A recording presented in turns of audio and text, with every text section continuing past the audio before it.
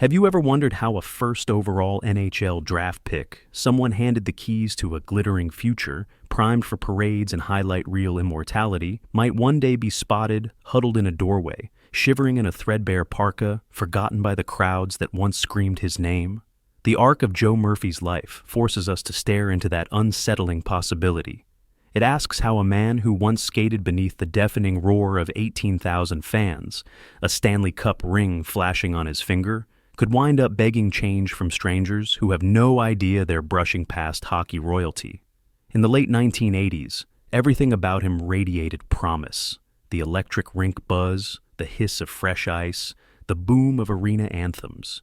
Yet behind the tinted visor of that red Detroit helmet sat a young athlete whose real battle would be fought far from the scoreboard, a battle of hidden concussions, fragile mental health, and the ruthless churn of professional sports. Joe Murphy was the kind of phenom whose arrival felt predestined. Born in London, Ontario, he flooded playground rinks with effortless speed, the puck clinging to his stick as if magnetized. Neighbors tell stories of a boy who could weave through snowbank goalposts before most kids laced their skates. By his teens, he'd graduated to the storied halls of Michigan State University, then a powerhouse in U.S. college hockey that prided itself on speed and smarts over brute size. Wearing Spartan green, Murphy dazzled coaches with his quicksilver stride and a wrist shot that left goaltenders yanking frozen mitts out of thin air, wondering where the puck had gone. He racked up 24 goals as a sophomore, carved opponents in the NCAA tournament, and, most intriguing for NHL scouts, showed an instinctual hockey IQ that could not be taught. In arenas from East Lansing to Boston Garden, the murmur in press boxes was always the same. This kid sees the ice in 3D. When draft day rolled around in June 1986, the Detroit Red Wings held the first overall pick. Detroit was desperate to shake loose from its dead puck decade, the Dead Wings era that had dulled a once proud Original Six franchise. New owner Mike Ilitch wanted a cornerstone, someone to ignite a renaissance. Conventional wisdom still favored junior league stars who had proven themselves against older, tougher competition. But Detroit rolled the dice on the wiry Canadian collegian and announced, to scattered gasps in the Montreal Forum, that Joe Murphy was their man, the first NCAA player ever taken number 1 overall. Instantly, he was vaulted from college dorms into national headlines. Sports Illustrated wondered if he might be Detroit's missing rocket booster. TSN cut from pick to pick, replaying highlight clips of his inside-out dangles against future NHLers. In London, Ontario, parents kept their kids up late to watch the draft ticker scroll Murphy, Joe, Detroit. A city that once nicknamed itself Hockey Town placed fresh hope on a 19-year-old's shoulders. The rookie camps that autumn crackled with possibility. Older Red Wings veterans remember glances exchanged when Murphy sniped top corner on the first shot of his first scrimmage. He carried himself with the easy grin of a student still amazed to share locker stalls with Gerard Gallant and Steve Yzerman. Reporters loved his all-shucks answers, every paragraph punctuated with, "I'm just happy to help the team." Yet the NHL is a meat grinder whose true lessons arrive on bone-jarring hits. The 80-game marathon, the cross-continent travel, the relentless glare of newspapers tallying every shift. All of it can smother raw talent before it fully blooms. For Murphy, the pressure mounted in increments. He logged 50 games that first season, but consistent ice time proved elusive under coach Jacques Demers. When he did play, he showed flashes, a burst up the wing here, a deft backhand feeder there. Yet the points didn't flow as management had banked on. After 2 seasons of teetering expectations, Detroit packaged Murphy in a blockbuster trade to the Edmonton Oilers in November 1989. In the mainstream telling, it looked like demotion, from struggling savior to supporting cast. But Edmonton still dripped dynastic magic. Though Wayne Gretzky had been dealt to Los Angeles a year earlier, Mark Messier, Jari Kurri, Glenn Anderson, and Kevin Lowe still ruled the locker room, exuding the swagger of men who expected to hoist silver. In that crucible, Murphy found space to recalibrate. He could tuck in on the right side, beside skilled line mates, and let instinct take over. To this day, Oilers old-timers recall game nights when Murph leapt off the bench with the grin of a kid joining pond shinny, fearless rushes, one-touch give-and-goes, burst speed that cracked open defensive seams. The 1990 playoffs wrote Murphy's name in Oilers lore. Edmonton, counted out by pundits still hung over from the Gretzky trade, plowed through division rivals, and Murphy caught fire at precisely the right moment. He popped 7 goals and 14 points in 22 postseason games, none larger than his breakaway dagger in Game 2 of the Stanley Cup final against Boston. That night in the Boston Garden, he picked off a neutral zone turnover, kicked into overdrive, and roofed a shot past Andy Moog with such velocity the puck shot back out of the net before goal judges flipped the light. In the jubilant dressing room afterward, reporters thrust microphones into his face. Champagne dripped off the young winger's helmet as he hollered over the din, "This is why we play." For one radiant spring, the prophecy of the numbered 1 pick seemed fulfilled. Joe Murphy, Stanley Cup champion. Yet, professional ecstasy can mask invisible fissures. Hockey in 1990 was a collision sport governed by a code that equated pain with honor. Concussions were shrugged off as getting your bell rung. Trainers wafted smelling salts under glassy eyes and asked a single question: how many fingers? If you guessed correctly, you were back in the rotation by next shift. Murphy, built for speed not bulk, took his share of open ice blasts. Teammates admired his refusal to stay down, his habit of unbuckling only 1 glove in the penalty box so he could hop the boards faster. Unbeknownst to them, each hit etched micro-traumas into his brain, altering mood pathways in ways science was only beginning to investigate. The hockey carousel spun again. Edmonton's cap crunch shipped him to Chicago in 1991. There, skating under coach Mike Keenan's iron gaze, Murphy delivered the finest individual season of his career. 35 goals, 82 points, and a starring role in the Blackhawks sprint to the '92 Stanley Cup final.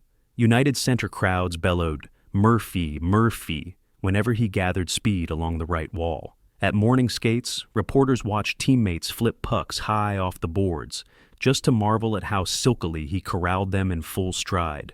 On the surface, all markers of success blinked green. Off the ice, subliminal warning lights flickered red. Teammates noticed subtle shifts. The easygoing kid who once devoured playbooks started misplacing them. The joker who anchored card games on the team plane sometimes skipped flights of conversation entirely, staring blankly at seatback patterns for hours. Mood swings arrived like rogue waves.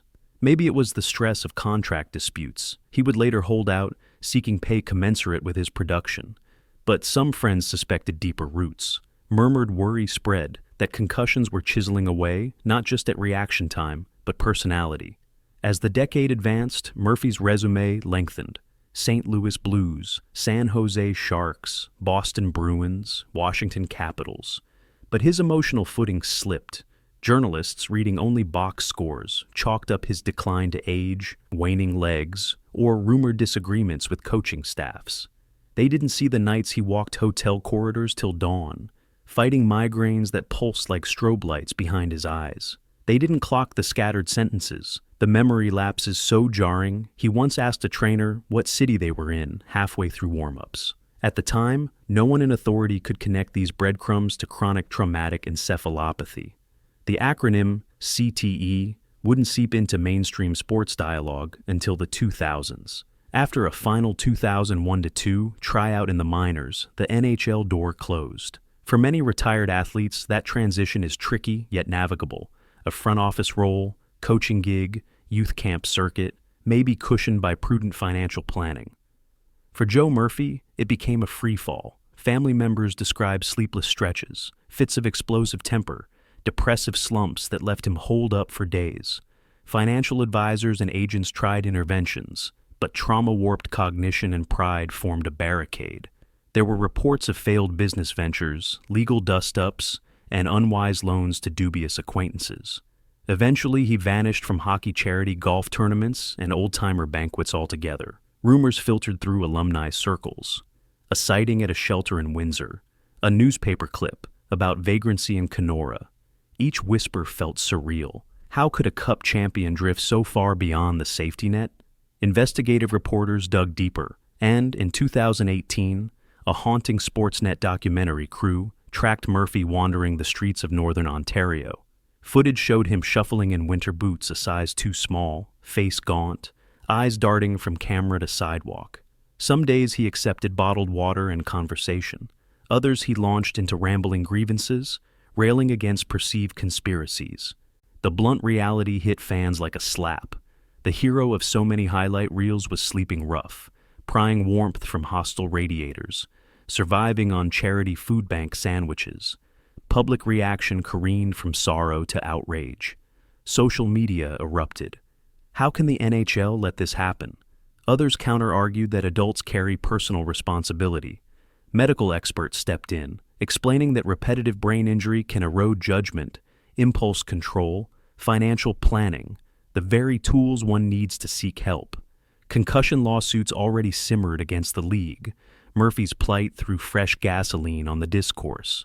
Former foes phoned the NHL Alumni Association, pushing for an expanded safety net fund.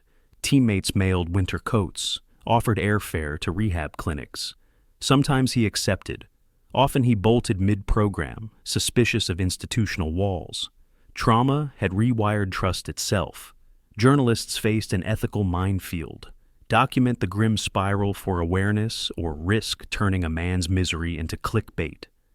Long-form pieces tried to paint nuance, interviewing neurologists who explained how tau proteins strangle synapses, leading to memory erosion and emotional volatility. They quoted Murphy's own recollections, lucid shards of ice-level detail about a playoff goal, followed by confused detours where he insisted he was en route to training camp next week. Readers could almost hear the gears in his head slip, catch, and grind. Meanwhile, concussion awareness modernized at warp speed. The NHL implemented baseline neurotests, spotter protocols, mandatory quiet rooms. Players sidelined with head injuries could no longer shrug them off overnight. But for Murphy, reforms arrived too late. Researchers at Boston University's CTE Center stress that once damage crosses certain thresholds, outcomes can be irreversible. Their sobering data underscores that Murphy may be tragic, yes, but not unique. For every high-profile fall, dozens of lower-tier athletes grapple silently with similar aftershocks. Yet, even amid the bleakness, shards of Joe Murphy's old spirit glimmer. Interviewers who spend unhurried hours with him report moments of crisp humor, a sly chirp about a goalie's five-hole, a recollection of chirping back at Messier in practice, laughter echoing down empty shelter hallways. In those flashes you glimpse the charismatic kid who once juked NHL defensemen into twisted wreckage. It's as if his mind briefly rewinds the tape to 1990. Crowd roaring, lights blazing, arms raised in victory. Then the smile fades, replaced by the wary scan of a man perpetually bracing for the next unseen check. His saga reverberates well beyond rink boards. It forces leagues, unions, and fans to reassess how they idolize athletes. We devour their primetime exploits, yet too often avert our gaze when the body and psyche send distress flares. The old mantra, play through pain, still lingers in youth tournaments, though coaches now pair it with pamphlets about concussion symptoms. Parents who once dreamed only of scholarships now Google baseline testing clinics. Murphy's collapse serves as both a caution sign and a moral mirror. Our appetite for ferocious sport exacts a human levy. At charity events, his name sometimes surfaces in wistful toasts. Here's to Murph, hope he's safe tonight. Teammates trade texts whenever he surfaces in news. Some share group chats brainstorming strategies, gift cards, quiet deposits into hospital accounts, discreet rides to medical checkups. The hockey fraternity, notoriously tribal, rarely abandons its own willingly. But concussive damage can erect walls no camaraderie can breach. He is, in the end, a prism through which multiple stories refract.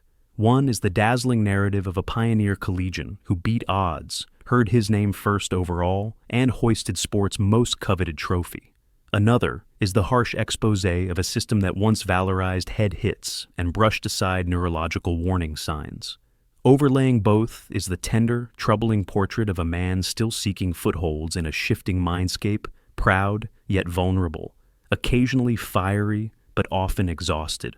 When he recalls the roar of 18,000 fans, you sense flickers of solace. When he rails against imagined slights, you feel the aberrant pulses of damaged neural circuits.